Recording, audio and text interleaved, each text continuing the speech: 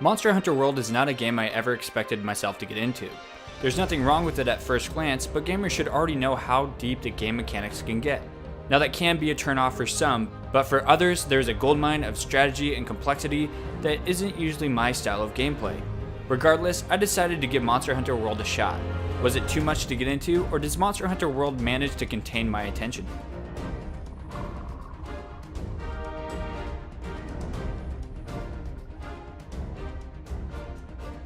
The biggest drawback with Monster Hunter World is how little it'll explain to players.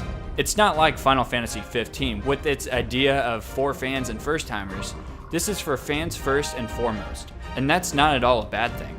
I have never played a Monster Hunter game before, but I personally didn't find it too difficult to jump in and start learning the mechanics.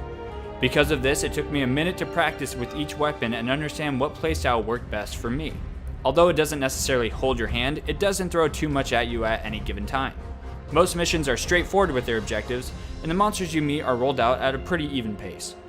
It goes without saying that the monsters are the real show of this game.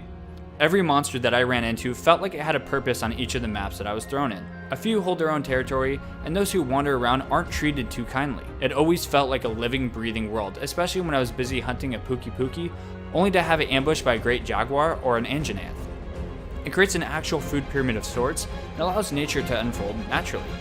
It can be a little tiresome when you fight the same monster for what feels like half an hour, only to have it run off and it needing to be hunted again, but bringing a crew along usually speeds the time up considerably. Players can go in with a group of 4 people who may join in on the hunt at any given time. With the variety of weapons the game provides, from a sword and shield to a transforming axe, or a staff that shoots bugs, most hunts with a group can become chaotic and interesting. I do struggle with finding a team in the hub world before taking off, but sending an SOS during a hunt itself usually brings in 1 or 2 people to help me out, which is an appreciated tool to have. What's really going to get its hooks into players is the weapons and armor upgrade system. It constantly dangles new unlockables and mysteries in players' face, motivating them to get back out in the world and do some tasks over and over again.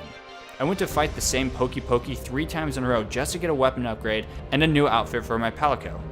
In normal situations, things like this would get tiresome and repetitive, but the gameplay loop is quick and monsters are interesting enough to allow for a decent amount of replayability. I don't see myself becoming a dedicated Monster Hunter fan. I'll probably put a few more hours in a Monster Hunter World, getting all I want out of it. If you haven't played a Monster Hunter game before, then I recommend playing it for a bit. You may surprise yourself and really get into it once you learn all the interesting mechanics and monsters the game has to offer. If you played a Monster Hunter game before, then you probably have a solid idea if you're going to like this one or not.